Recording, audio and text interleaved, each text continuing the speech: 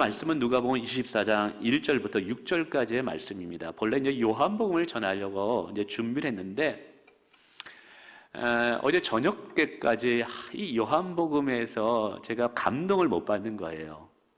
2달 만에 예배가 다시 시작되어지고 성도들이 예배를 드리러 올 것을 생각할 때 그거는 감격스러운데 내가 먼저 은혜를 받아야 되고 설교자가 먼저 감동을 받아야 되는데 이게 잘 일어나지 않는 거예요. 앉았다 일어났다가 뭐 마당에 나왔다가 뭐 왔다 하다가 안 되겠다. 그래서 다시 저녁 12시 1시에 무릎 꿇고 기도하면서 하나님, 제가 오늘 말씀을 전하는데 영감 있는, 제가 먼저 감동받는 말씀을 전하고 싶어요. 제가 먼저 은혜 받을 수 있도록 해주세요.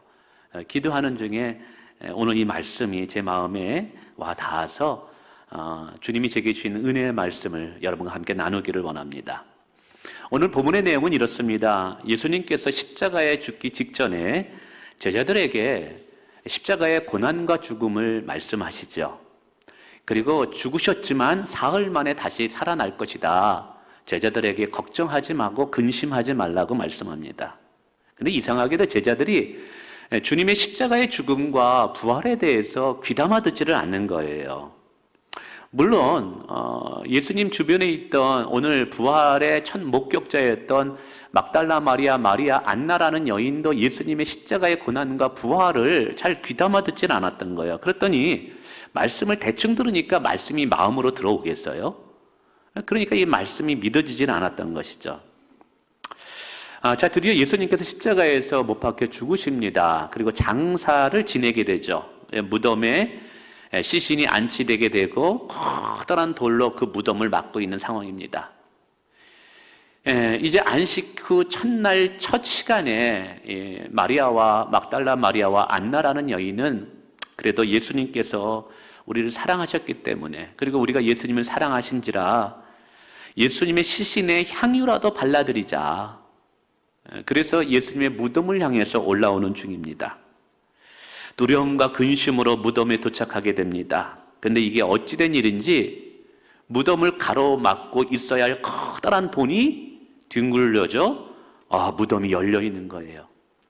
그리고 그 무덤 안에 시신이 있어야 되는데 시신은 온데간데 없는 거예요. 그래서 이 여인들은 더 근심하게 됩니다. 도대체 주님의 시신이 어디 있단 말인가? 여러분, 예수님은요 더 이상 무덤 속에 머물러 계시지 않습니다. 우리는 예수님을 무덤에서 찾으면 안 되는 거예요. 할렐루야. 그러자 이제 천사가 나타나서 이 여인들에게 말합니다. 여인들아, 어찌하여 두려워하고 근심하느냐? 어찌하여 살아있는 자를 죽은 자 가운데서 찾느냐라고 질문하십니다. 오늘 우리의 신앙이 예수님 부활하셔서 살아계신데 살아계신 예수님을 찾아야지 여러분 죽은 예수님을 찾으면 안 되는 거예요. 우리의 신앙이 그렇게 되면 안 되는 거예요. 여러분, 오늘 우리는 살아있는 하나님을 섬기는 줄 믿습니다. 우리 하나님은 죽은 자의 하나님이 아니라 살아있는 자의 하나님이신 줄 믿습니다. 그래서 어찌하여 너희는 살아있는 자를 죽은 자 가운데서 찾느냐라고 책망을 하게 되죠. 그러면서 아주 놀라운 위대한 말씀을 주십니다. 그는 더 이상 여기 계시지 않고 살아나셨느니라. 할렐루야. 예수님은 더 이상 죽음에 머물지 않고 살아나셨느니라. 저는 이 말씀이 제 가슴에 얼마나 이 부활절마다 들어오는 줄 모릅니다. 그래, 예수님은 더 이상 무덤에 머물고 계시지 않아. 사망과 죽음이 더 이상 예수님을 붙잡아 놓을 수 없어. 예수님은 더 이상 죽음에 머물지 않고 거기 계시지 않아. 살아나셨어. 할렐루야. 여러분, 예수님은 당신의 약속의 말씀대로 사흘 만에 다시 살아난 것입니다. 그래서 우리의 신앙은 예수님을 살아있는 자로 찾아야지 죽은 자 가운데서 찾으면 안 된다는 것이죠. 저는 이 말씀이 얼마나 큰 위로가 되고 소망이 되는지 몰라요. 그래서 오늘 이 말씀, 특별히 예수님을 죽은 자 가운데서 찾는 것이 아니라 살아있는 자 가운데서 찾는 신앙의 모습은 어떠해야 되는가? 그리고 예수님의 부활은 어떤 의미가 있는가를 잠시 한번 생각해 보기를 원합니다. 크게 이제 두 가지로 살펴보는, 하나는 예수님의 부활이 예수님에게는 어떤 의미가 있는가를 먼저 좀 이해할 필요가 있어야 될 것 같아요. 왜냐하면 예수님의 부활은 실제적이고 역사적인 부활이기 때문에 그래요. 그래서 첫 번째 예수님에게 있어서 부활은 예수가 그리스도 구원자 되심을 증거하는 사건이었다는 사실이죠. 예수님이 구원자이시다, 그리스도이시다, 죄를 씻어주시는 분이시다라는 것을 증거하는 확실한 증거가 부활이에요. 6절에 이런 말씀이 있습니다. 갈릴리에 계실 때 너희에게 어떻게 말씀하셨는가를 기억하라. 예수님께서 갈릴리에서 무슨 말씀을 제자들에게 하셨습니까? 십자가의 죽음에 대해서 얘기했어요. 그리고 사흘 만에 부활할 것에 대해서 이야기했습니다. 근데 예수님의 부활에 대한 그 약속의 말씀을 항상 예수님은 언제 하셨냐면 십자가의 사건을 이야기한 이후에 부활에 대한 이야기를 했다라는 것이죠. 그래서 오늘 예수님께서 부활하셨다라는 이 사건은 예수님이 우리를 죄를 위해서 이 땅에 오신 그리스도이고 예수님의 피가 우리의 죄를 다 씻어줄 수 있고 용서해 주실 수 있다라는 것을 부활이라는 사건을 통해서 확증해 보여주셨다라는 거예요. 그래서 예수님의 부활이 없다면 예수님의 죽음은, 예수님의 십자가의 피 흘림은 한갓 죄인의 죽음에 불과했다라는 사실이죠. 그래서 예수님께서 죽으셔서 부활하셨다는 것은 예수님에게는 당신이 그리스도이다, 예수님 자신이 구세주가 된다라는 것을 우리에게 보여주시는 거예요. 그래서 예수님은 우리에게 말씀하시는 거예요. 내가 곧 길이요 진리요 생명이니 나로 말미암지 않고는 아버지께로 갈 자가 없느니라. 여러분, 우리가 이것을 믿습니다. 그래서 우리는 예수 그리스도를 믿을 때 단순히 나를 위로하는 좋은 친구로 믿는 것 좋습니다. 힘들고 지칠 때마다 나를 격려하는, 응원하는 그러한 분으로 예수님을 믿는 것도 참 좋습니다. 내가 문제가 있을 때마다, 고민이 있을 때마다 하나님께 기도할 때 예수님께서 우리의 문제를 해결해 주시고 고민을 해결해 주시는 그러한 분이 되는 것으로 믿는 것도 좋습니다. 그러나 그러한 믿음들은 현세적인 믿음이지 우리에게 영생을 가져다주는, 죄 씻음을 가져다주는 믿음은 아닌 거예요. 우리의 문제를 해결해 주시는 그 주님이 그 주님을 믿는다고 해서 우리의 죄가 씻어지는 것은 아니거든요. 그럼 우리의 죄가 씻어주게 하시는 그 믿음이 뭐냐 하면 오늘 예수님이 우리의 그리스도가 되심을 믿는 믿음인 거예요. 예수님이 나를 위해서 십자가에 죽으셨다. 그리고 나를 의롭게 하기 위해서 부활하셨다. 그래서 그 십자가에 죽으신 예수 그리스도를 믿기만 하면 누구든지 죄의 용서함을 받고 죄의 씻음을 받는다는 이 하나님의 약속을 믿는 믿음이 있을 때 그것이 우리에게 구원을 주는 믿음, 영생을 주는 믿음, 의롭게 하는 믿음, 하나님의 자녀가 되는 믿음이라는 사실이에요. 혹시 여러분 교회 나오신 분 중에 처음에는 자녀들 문제 때문에 교회 나오신 분들 계십니까? 아니면 좀 좋은 말씀 좀 듣고 좀 위로받는 말씀 좀 듣고 좀 착하고 선하게 살고 싶어서 나오신 분들이 있습니까? 예, 좋습니다. 잘 나오셨습니다. 그러나 여러분의 믿음이 거기서 멈추면 안 되는 거예요. 이제 한 단계 업그레이드 시켜야 됩니다. 한 단계 주님이 원하는 믿음으로 성장해야 됩니다. 그 주님이 원하는 믿음이 뭐냐면 예수님이 나를 위해서 십자가에 죽으신 그리스도라는 믿음이 있어야 되는 거예요. 여러분, 이 믿음만이 우리의 죄 씻음을 허락하는 믿음인 줄 믿습니다. 자, 두 번째 예수 그리스도의 부활은요, 예수님께서 생명의 주인이 되심을 보여주는 사건인 거예요. 예수님은 부활하심으로 사망과 죽음을 이기신 분입니다. 사단 마귀를 이기시는 분입니다. 여러분, 죽음에서 생명으로 스스로 부활하신 분은 하나님 자신밖에는 없습니다. 그래서 예수님께서 부활한 사건은 예수님이 생명의 주가 되시고 우리에게 영원한 생명을 주실 수 있는 분인 거예요. 성경은 말합니다. 예수가 있는 자에게 생명이 있고 예수가 없는 자에게 생명이 없다라고 말합니다. 왜 그럴까요? 예수님은 생명이기 때문에 그런 거예요. 그 생명인 것을 무엇을 통해서 보여주셨습니까? 부활하심을 통해서 보여주신 거예요. 그래서 예수님은 감히 우리에게 말씀하시는 거예요. 나는 부활이요 생명이니 나를 믿는 자는 죽어도 살겠고 무릇 살아서 나를 믿는 자는 영원히 죽지 아니하니라. 여러분, 신학을 하다 보면 세상의 여러 종교학을 같이 공부하게 됩니다.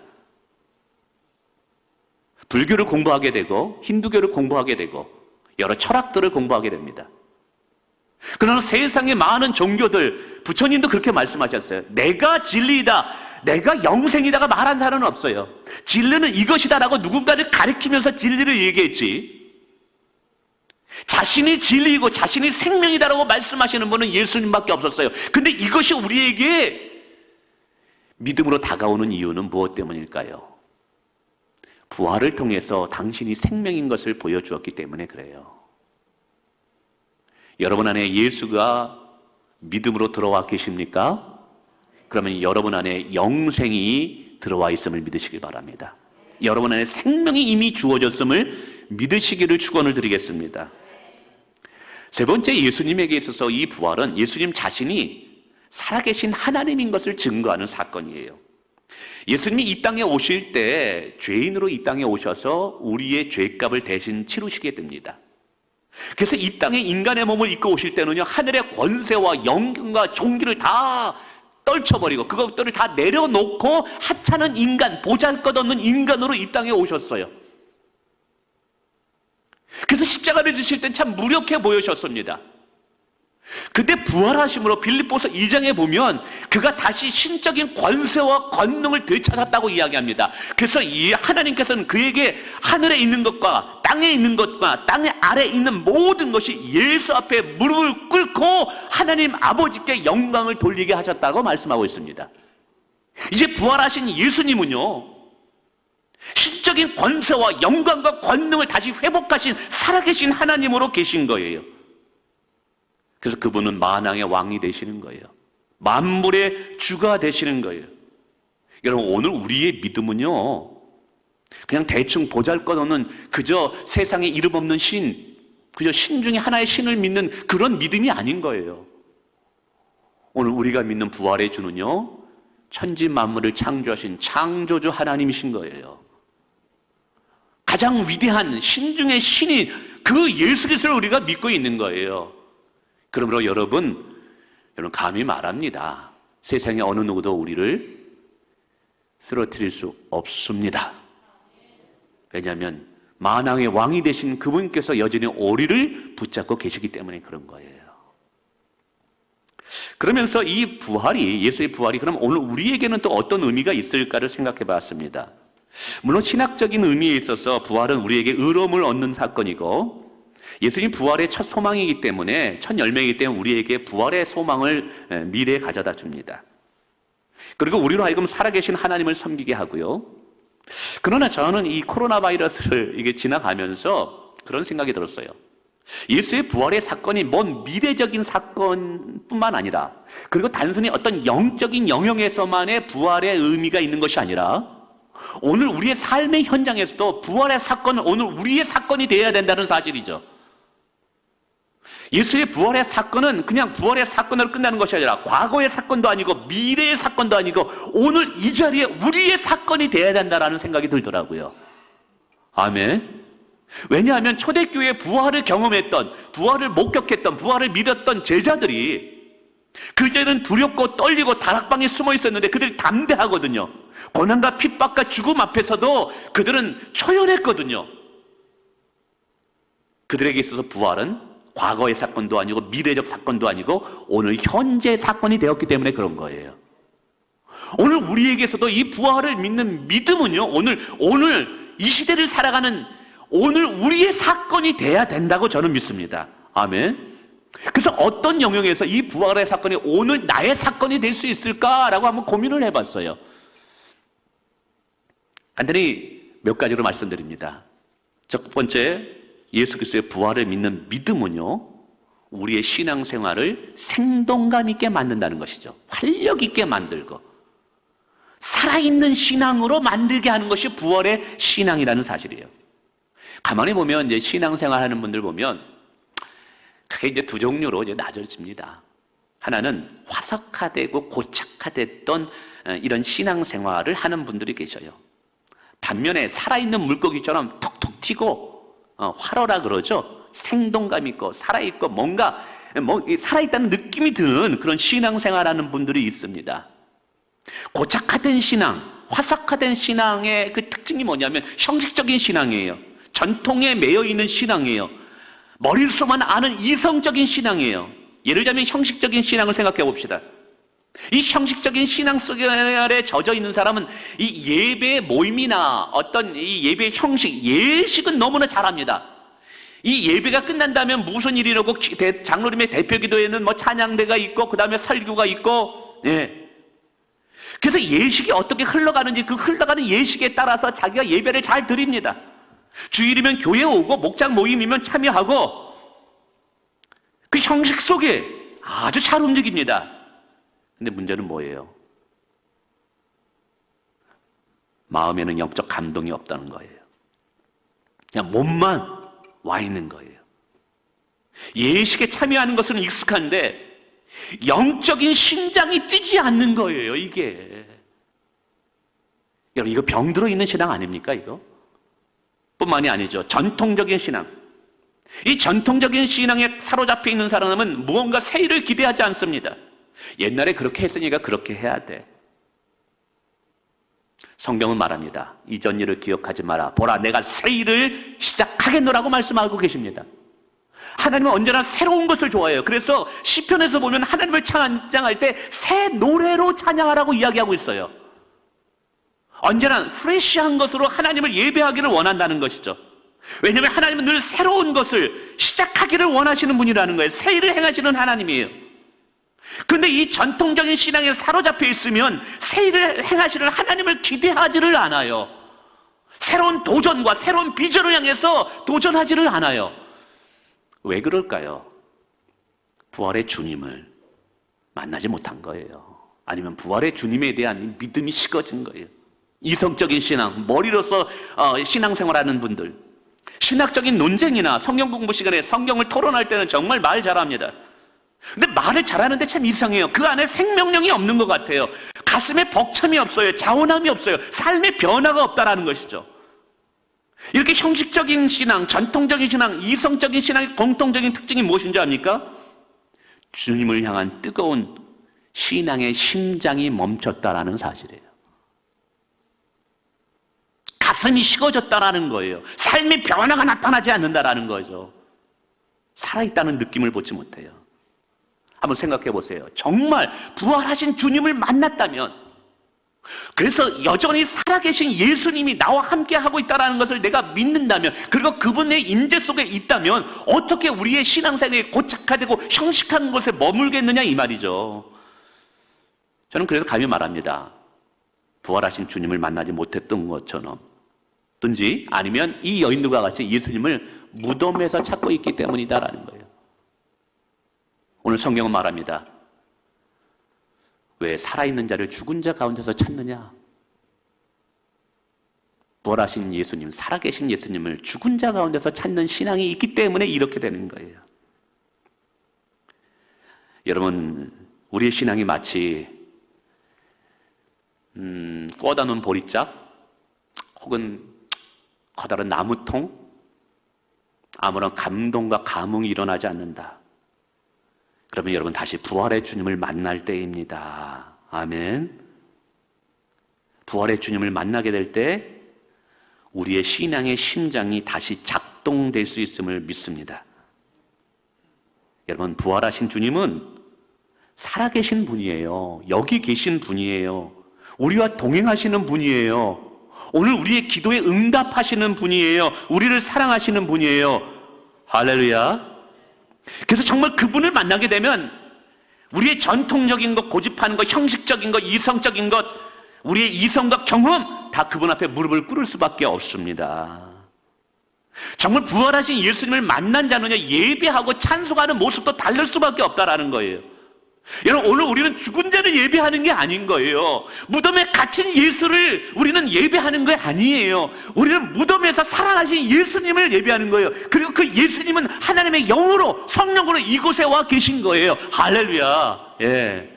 그렇기 때문에 우리의 찬송이 새로워야 되고요. 우리의 기도에 감격이 있어야 되는 거예요. 우리의 예배에 흥분이 있어야 되는 거예요.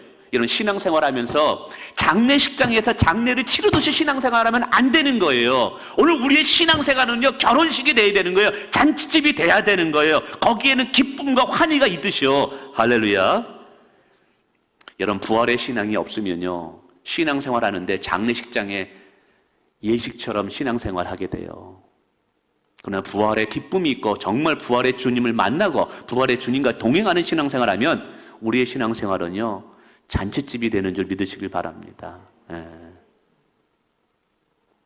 두 번째, 예수의 부활은요, 우리의 삶에 승리를 가져올 수 있다는 것이죠. 그리고 승리하는 삶을 기대하게 만들어요. 여러분, 부활은 죽음에서 승리입니다. 죄에서 승리입니다. 마귀로부터 승리입니다. 그래서 정말 부활의 주를 믿는 자는 어떠한 낚시된 상황에서도 승리함을 바라본다는 거예요. 근데 그 승리는 나로 인한 승리가 아니라 부활의 주님으로 인한 승리가 되는 거예요. 여러분, 예수님은 승리하신 분이지만 그를 믿는 자들에게 승리하게끔 하시는 분임도 믿으시길 바랍니다. 다시요. 예수님은 사단과 마귀와 죄로부터도 승리하신 분이지만 그를 믿는 자들에게 승리하게 만드시는 분임도 믿으시길 바랍니다. 그래서 성경은 이렇게 말해요. 고린도후서 2장 14절입니다. 항상 우리를 그리스도 안에서 이기게 하시고, 우리의 이김은요, 그리스도 안에서 부활의 주로 인해서 이기는 거예요. 로마서 8장 37절입니다. 그러나 이 모든 일에 우리를 사랑하시는 이로 말미암아 우리가 넉넉히 이기느니라. 그냥 째째하게 이기는 분이 아니에요. 우리는 째째하게 이길 자가 되냐, 어떻게 이긴다고요? 넉넉히, 따라서 하겠습니다. 넉넉히 이기는 자다. 나는 넉넉히 이기는 자다. 요한일서 2장 14절입니다. 무릇 하나님께로 난 자마다 세상을 이기느니라. 세상을 이기는 승리는 이것이니 곧 우리의 부활의 주님을 믿는 믿음이니라. 부활의 주를 믿는 믿음이 우리로 하여금 세상을 이기게 한대요. 그래서 요한일서 5장 5절에 예수님께서 하나님의 아들이심을 믿는 자가 아니면 세상을 이기는 자가 누구겠느냐라고 말합니다. 요한복음 16장 34절입니다. 이것을 너희에게 이르는 것은 너희로 내 안에 평안을 누리게 하려 함이라. 세상에서 너희가 환난을 당하라. 담대하라. 내가 세상을 어떻게 했다고요? 이기었노라. 예수님은 세상을 이기지만 그를 믿는 자들에게 세상을 이기게 하시는 분이에요. 환난 가운데 평안을 누리게 하시는 분이 부활의 주님인 거예요. 그래서 정말 부활의 주님을 만난 바울은 이렇게 고백합니다. 한번 들어보세요. 우리가 사방으로 우겨싸임을 당하여도 쌓이지 아니하며 답답한 일을 당하여도 낙심하지 아니하며 박해를 받아도 버림받지 아니하며 거꾸리팀을 당하여도 망하지 아니하리라. 이런 부활은 예수의 부활로 끝나는 것이 아니라 오늘 우리의 삶의 부활로 이어질 수 있어요. 그래서 바울은 말하는 거예요. 여러분, 사방으로 우겨싸임을 당하십니까? 쌓이지 아니합니다. 답답한 일을 당하십니까? 예수의 부활로 인해서 낙심하지 않을 수 있습니다. 거꾸림을 당했나요? 여러분, 망하지 않습니다. 할렐루야. 네. 여러분, 부활의 주님은요, 이기신 주님이고 우리를 하여금 이기게 하시는 주님입니다. 아멘. 세 번째, 예수의 부활은요, 끝이 아니라 새로운 시작임을 알려주는 사건이에요. 끝이 아니라 새로운 시작이다.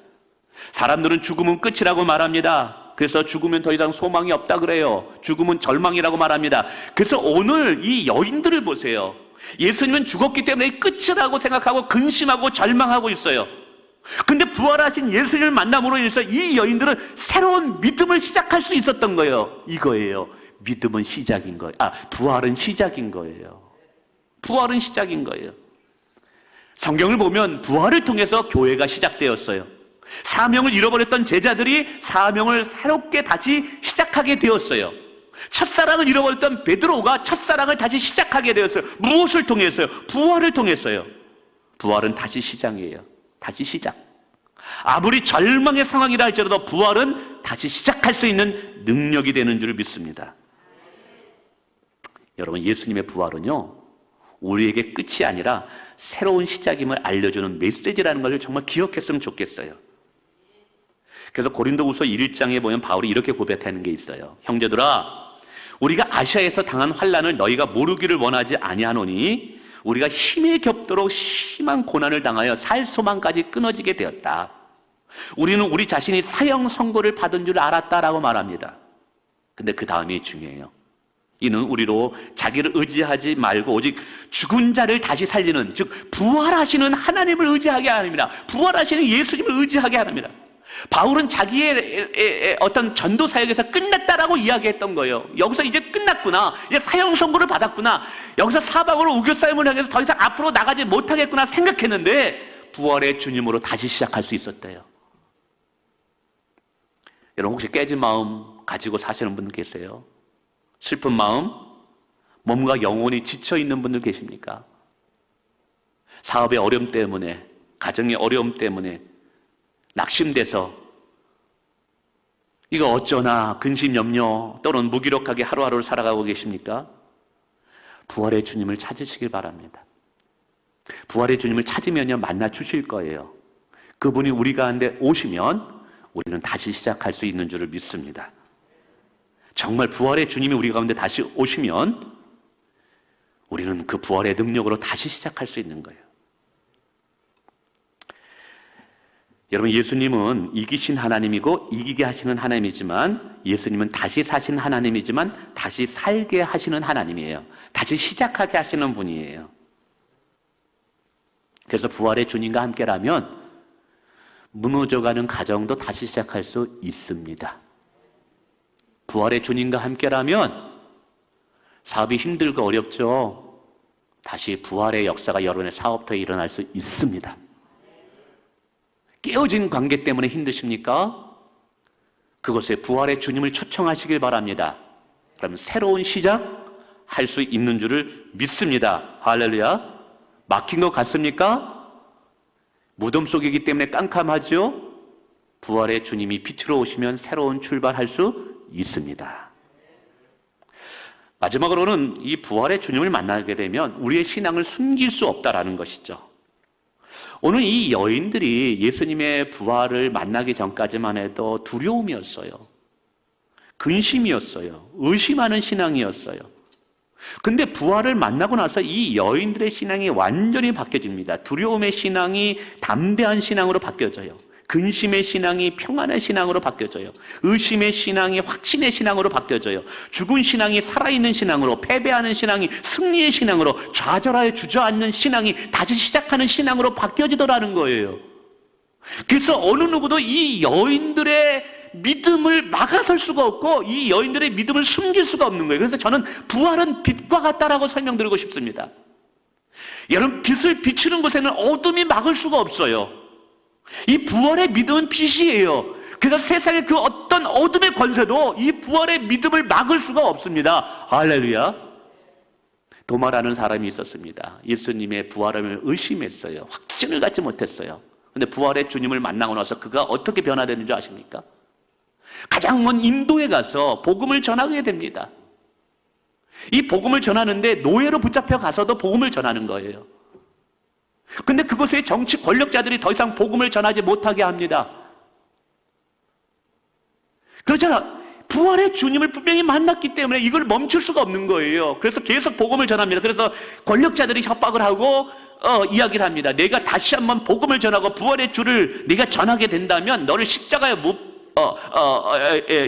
박은 다음에 너의 피부를 바나나 껍질 벗기듯이 벗겨버리겠다고 협박을 합니다. 근데 부활의 주가 너무나 분명하기 때문에 숨길 수가 없었던 거예요. 이건 마치 빛과 같아요. 여러분 어두운 빛을 가릴 수 없듯이 아무리 어두워도 빛은 비춰질 수밖에 없듯이 정말 부활의 주님을 만난 자는요 얼굴의 상태가 달라요. 진짜 부활의 주님을 만나면 얼굴에 나타나는 신앙의 모습이 다르다니까요. 제가 좀 다르지 않습니까? 그래서 도마가 붙잡혀 십자가에 묶이게 됩니다. 그래서 한 번 기회를 줍니다. 너 부활의 주를 전할 것이냐? 자기는 숨길 수가 없이 전할 수밖에. 그래서 어떻게 합니까? 머리털을 밉니다. 바나나 껍질을 까듯이 도마의 가죽을, 피부 가죽을 다 벗겨버립니다.